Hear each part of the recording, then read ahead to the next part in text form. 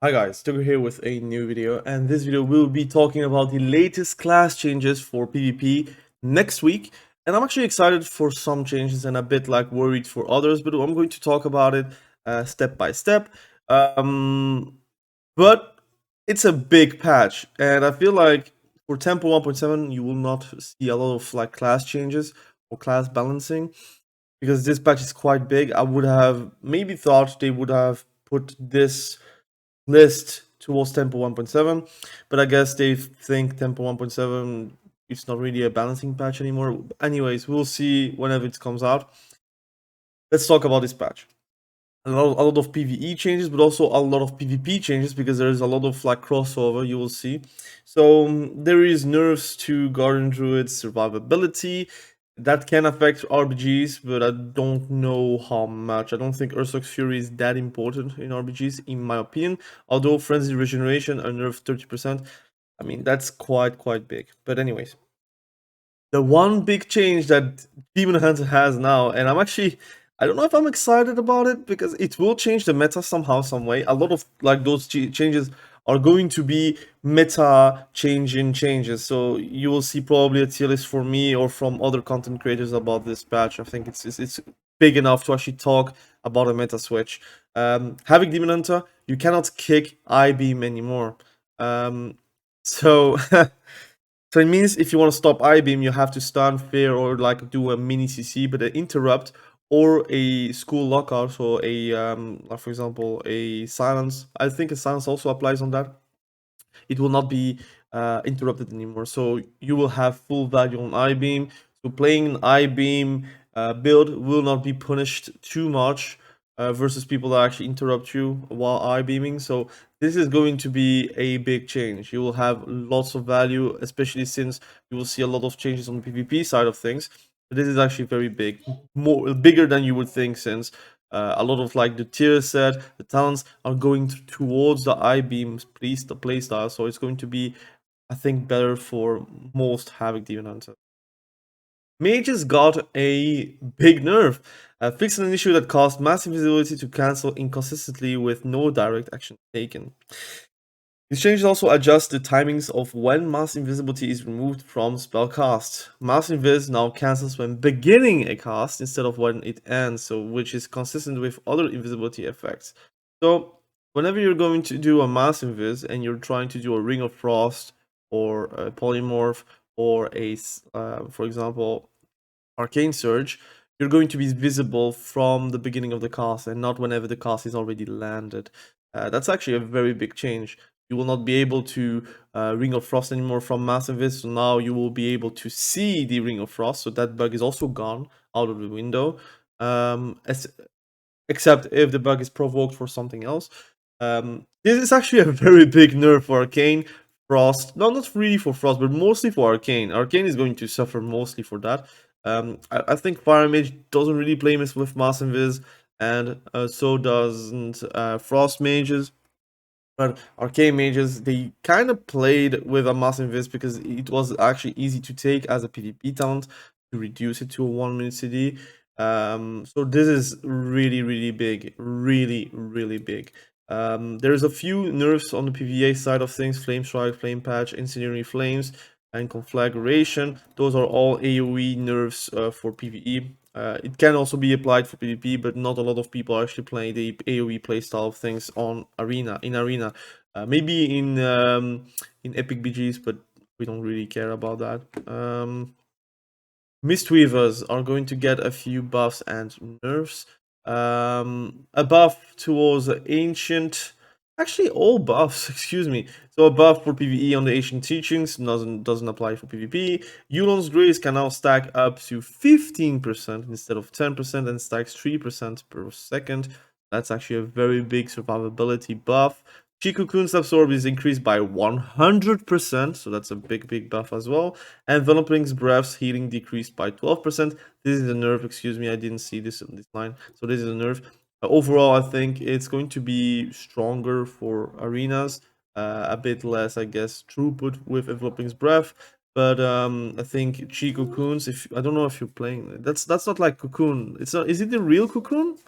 Or is it like the other talent? I don't really know anymore. I actually don't know. I assume it's not like the real cocoon, where because 100% increased on the real cocoon, it means that you cannot really break it anymore. So just have to switch targets. Um, damn. I'll come back to that at the end of the video. Holy Paladin.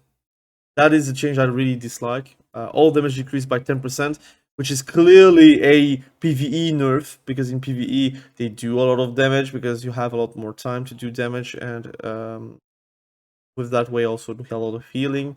Like reducing the damage in PvP just again kills the fun out of healers in PvP for a lot of DPSs. I feel like that's not needed. I don't feel like the Holy Paladin damage is obnoxious. I think it's like just fine. Like this priest was also fine at one point. They keep on nerfing. And right now it's already a like there was already a nerf about damage like a few patches ago. This is even more, so I'm very afraid of that. That people are going to stop playing Holy Paladins because of that, because it's actually fun to play as a DPS Holy Paladin if you are like very aggressive. But overall, I think there's no real changes like to the power of a Holy Paladin in PvP. This is just like an anti-fun change, pretty much. Rogues, a buff, assassination rogue, all ability damage and auto attack damage is increased by 5%. They still need a rework. I think the rework will come 10.2, and I hope so. And it will be much needed. But for now, that this is a band-aid change pretty much until like 2 months into the patch, 10.1.7, where you will have probably in October or end of October 10.2, and then you will have eventually a new reworked spec. But we'll see, we'll see. I think this is not going to make them jump 2 tiers, that's for sure. Maybe they are a bit more like scary, but 5% is really little. Although it's 5% for everything you're doing, I think it's still too little for a meta switch for the assassination rogues, especially since you'll have a lot of holy paladins, a lot of evokers, a lot of retribution paladins, actually just gimping your possibilities to actually win games. Protection Warriors gets a nerf on the survivability, gets a buff on the spell reflection, and a buff on stamina. Doesn't really apply too much on PvP. PvP.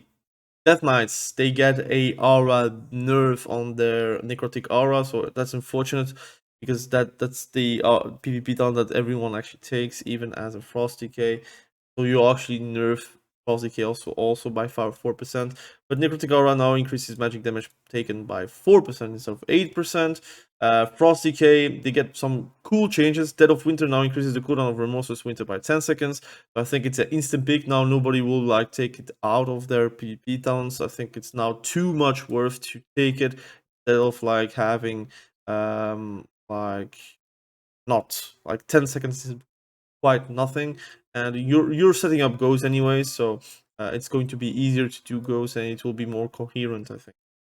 Mistweaver damage increased by 30%, so it already hits alright, so you will be able to do some good consistent damage out of it. Is it going to kill anything? I don't think so, but it will be doing some good pad damage. Frost Strike increases again. It's dealing some alright damage these days. I think the problem with Frost Decay is how they deal damage while bursting. I think the burst CDs should be revamped, changed. I think their mastery should also be changed, and I think just give the because everyone has to build mastery as a Frost Decay. I wish mastery was not like a pick or die kind of situation.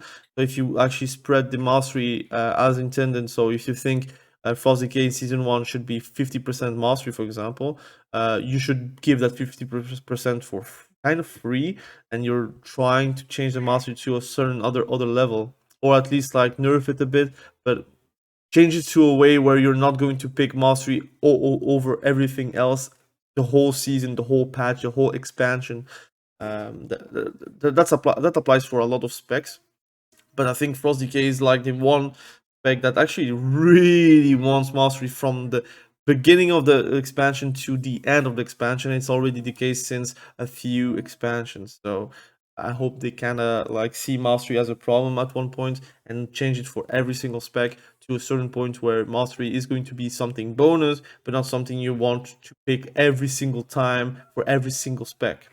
Anyways, Remorseless Winter now deals 100% increased damage in PvP combat, was 80%. Again, some good consistent damage out of it.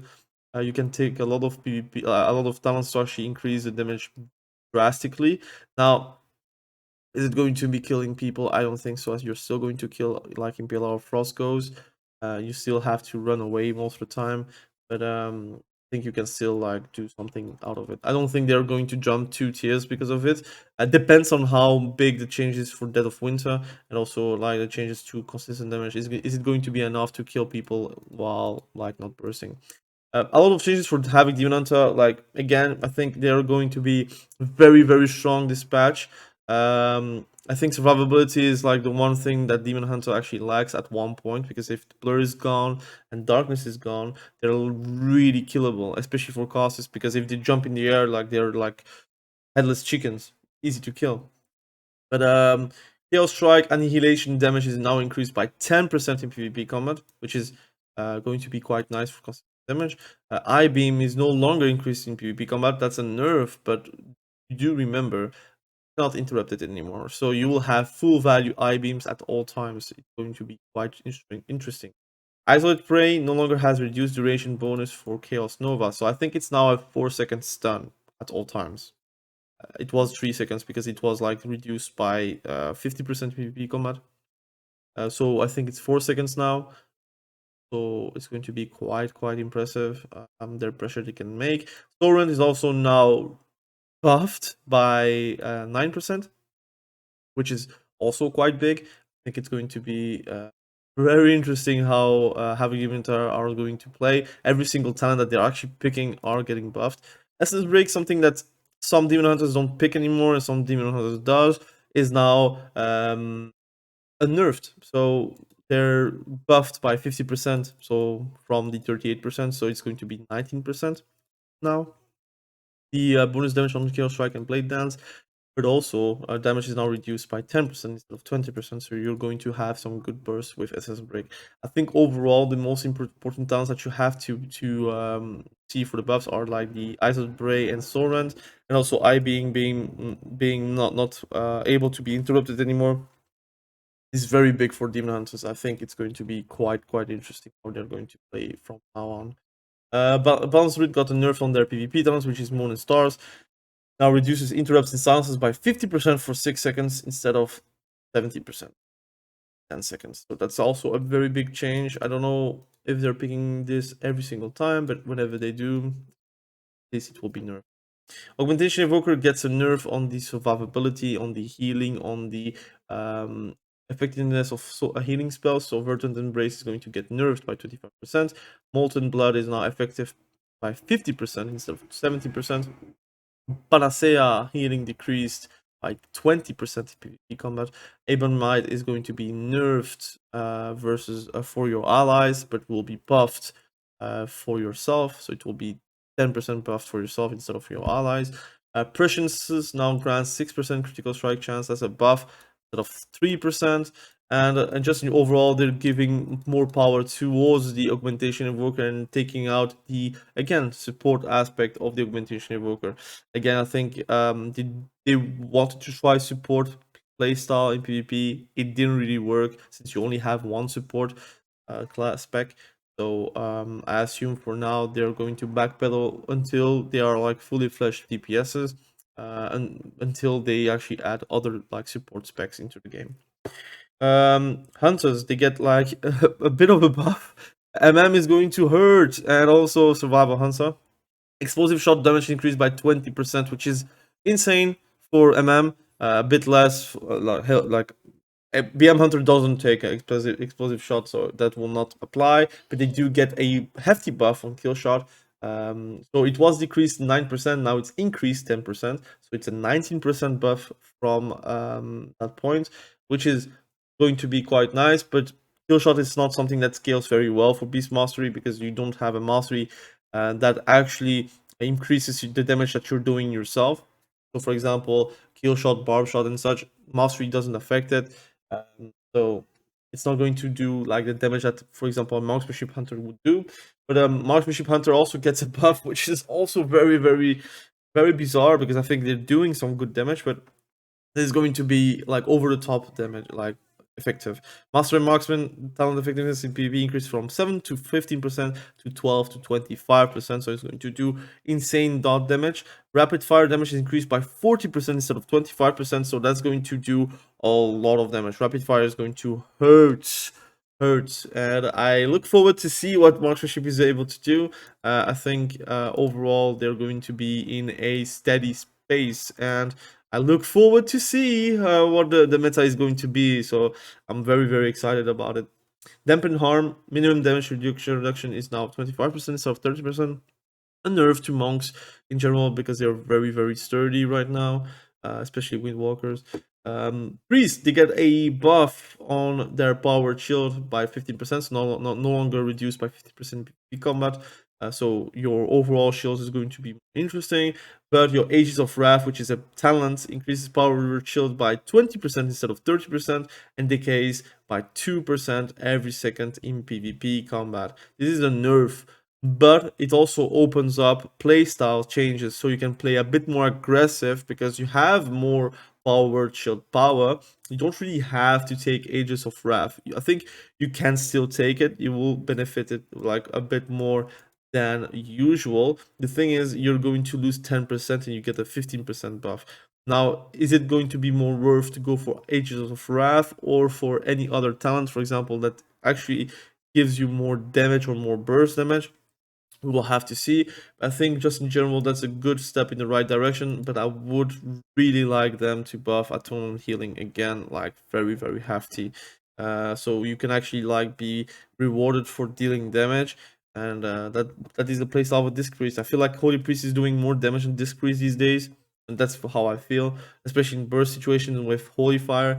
I would like to see Disc Priest again, like a force of nature for damaging in PvP. We have some good changes for Elemental Shaman. I made a guide about it, and now it's going to be quite interesting. 12% increased damage on Lava Burst, which is a lot of damage. You have to understand that whenever you're flinging one Lava Burst, often you have a third or a second or a third one flinging on the enemy. And you also have cleave damage because of that. And you have more possibilities to do even more damage, so it's going to be quite interesting. Something also interesting is Lightning Bolt increased by 14%, which is going to also add on the Stormkeepers, which is going to be also very worth to take now. So my build might change in the future. This is going to be quite interesting. Also, Volcanic Surge now increases the damage of Lightning Bolt and Chain Lightning by 35% instead of 25%. Again, even more damage on the Stormkeeper goes, and increases the damage of Lava Burst by 10% as well on the talent. So there is a world where maybe you can play Lava Bursts being just casted and not instant, because this is like a hefty buff. Like, it's going to be hurting. I think Lava Burst is now going to do 110k if you're taking that talent, Volcanic Surge, which is going to be quite nice. But also Stormkeeper is doing a lot of damage because of the combination of the buff for Lightning Bolt and also Volcanic Surge. I'm looking forward to how they're going to play out. I'm going to test a lot of things whenever it's coming out. Skybreaker's for your fiery demise, excuse me, now increases the critical strike chance of Flame Shock by 25% instead of 50%, so it's going to nerf the overall damage of Flame Shock, but it's not going to do. Again, this nerf is going to be pad nerf, and this is going to be burst and effective kill potential, right? Fire Elemental now causes Flame Shock to deal damage 15% faster instead of 33%. The problem is with Fire Elemental is you don't really have another option, so you have to take it anyways. It's going to be a nerf, let's be real. It's also nerfing the Lava Surge procs because it will do less damage like overall, and like the ticks is going to be a little bit less. But I'm looking forward to test those changes as well. Enhancement Shaman, Ascendance immediate damage is reduced by 50% in PvP combat. And this is going to be quite annoying for the burst. Wind Strike also reduced by 20%. So I don't know if you really want to be Ascendance anymore, because your Storm Strike damage is increased by 60% instead of 45%. I feel like Storm Strike is going to be dealing some great damage. The thing is with Wind Strike is it's ignoring like armor and such, so it's going to deal always like kind of true damage if you can see it like League of Legends. while Storm Strike is dealing physical damage, which is going to be reduced as well. Ice Strike damage increased by 45%. That's actually very big. I think now everyone will take Ice Strike. There is no way you're not taking it. Especially since if you're building mastery, it is going to be even adding up even more damage. I think now it's going to be doing some insane 80k damage now if you're thinking about it. But I'm going to talk about it as well on my enhancement shaman video whenever the patch is out. So if you want to subscribe to the channel to actually see the changes in live action, please do. Warlock gets a buff on everything, and that's going to be insane as well. I played Warlock as well, so I'm actually excited about it. Corruption now deals 25% increased damage instead of 10%. That's going to be very, very cool for affliction warlocks, I guess. Not for destruction, for demonology warlock. Please do not cast a corruption. Please, please, please do not, because I sometimes see that. I cringe. And Shadowbolt now deals 60% increased damage in PvP combat instead of 30%, which is also going to be quite interesting, because maybe there is a way where you're not going to play around Drain Soul anymore and you're playing about like instant shadow bolts.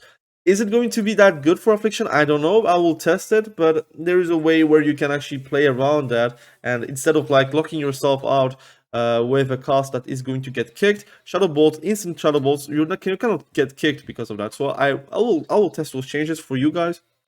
Agony now deals 25% increased damage in PvP combat instead of 10%. That's going to be quite nice. Again, it's all pad damage, but it's going to be quite nice as well. Drain Soul now deals 15% increased damage in PvP combat. Now, I have to see if Shadow Bolt buffs are going to outweigh the Drain Soul damage. Drain Soul is very, very, like, damagey, by the way. But it gets stopped most of the time with micro CCs, with interrupt, stuns, fears, everything. While Shadow Bolt, if you're getting a proc, is going to be instant. So we'll have to see how much it affects. Oblivion's, which is the new PvP talent that we got for Temple 1.5, damage increased by 40%. That's going to be quite nice as well. Again, the problem is it's getting interrupted and stunned most likely, but you can do some pretty good damage with it. So I'm looking forward to test it. Demonology Warlock got like some okay buffs, but they need way more. I think they need like Decimating Bolt again to have Demon Bolt a bit more scary again. But Demon Bolt damage increased by 20% in PvP combat, and Dread Bites getting buffed by 10% in PvP combat. We'll have to see how much it changes. To be honest, I would like to have Demon Bolts like back on the menu, but I don't think they're going to happen. Destruction Warlock actually getting a buff on Chaos Bolt. I'm actually hitting and critting for 160k right now because I'm building full mastery for a video. I want to test it. I want to do a montage video as well with the biggest Chaos Bolt possible. And this is a 15% buff, so it's going to be quite nice. I'm looking forward to test it. I don't know if they really needed that buff. I think they needed like something a bit less than like Chaos Bolt. I think they needed like Cataclysm, for example, to be changed position on the talent tree, or maybe like something defensive, because they got like a lot of nerfs that Demonology Warlock should have had, but Destruction Warlock had it with Affliction Warlock as a collateral damage nerf, so that's not really cool, but we'll see what we are going to do as a Warlock. And those are the changes for Warrior. Avatar increases by 15% instead of 20%. But you get like a Blaze-Storm buff by 20% again. So it's going to do some good damage. Blaze-Storm is actually hitting and critting for a lot if you're taking my build. I made a build about it a few weeks ago. More strike damage is increased by 25% instead of 10%. But it gets compensated with Warbreak and Constant Smash increases damage taken by the target by 20% instead of 30%. Overall, whenever you're going to burst, because I already tweeted about it. So if you want to check my Twitter, please do check. Togray, you'll see. So whenever you're going to burst with Cluster Smash and Avatar, your damage is going to be the same for More Strike. But outside of those like windows, your More Strike is doing some more damage.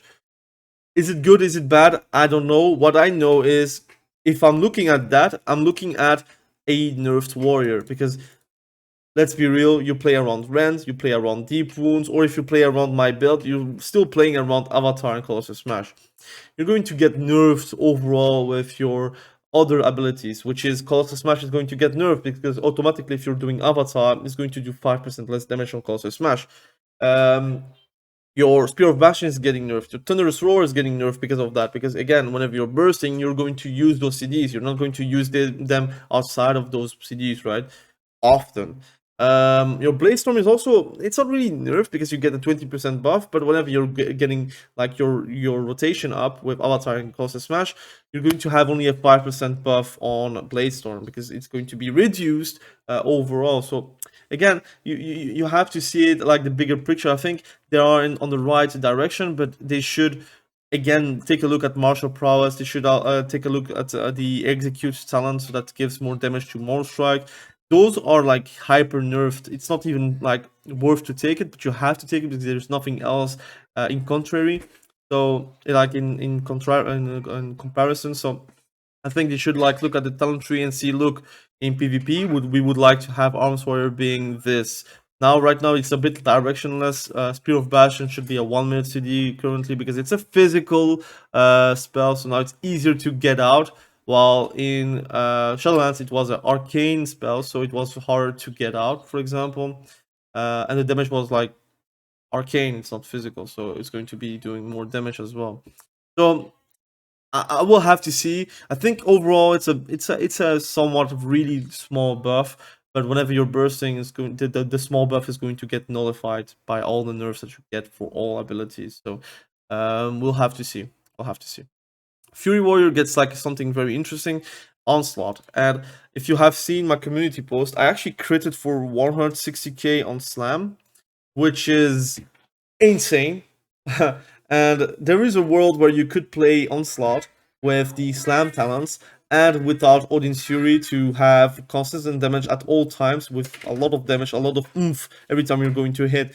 Now Odin's Fury just adds a lot of like that burst damage that you sometimes need, but we'll have to see. I will test those talents out and maybe make a video in the future about the changes. Execute also doing more damage, so that's also quite neat. Execute is actually hitting for a lot for Fury, and it's also free. So again, whenever you're getting a proc on your death sentence, it's going to be quite nice as well to play around that. But anyways, those are the changes. In my opinion, the meta will switch, and I will be looking forward to make a last tier list video until tempo 1.7, or even if tempo 1.7 doesn't really have too many changes, I think that will be the tier list for now. But I have to play the patch, and I will test a lot of those specs to actually feel what is going on, what is changing and such.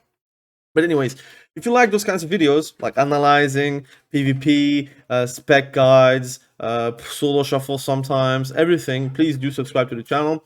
Again, if you want to like support the channel, please try to watch all the videos to the duration. Helps me a ton. Like the video if you like the video. You can also join the channel as with a membership, and you can also donate through Streamlabs or through YouTube if you so desire. Again, thank you for watching this video. Really appreciate you. Be sure to subscribe to the channel if you haven't done that yet, and be sure to stay safe. We will catch you very soon in the next video. Have a great day. Bye.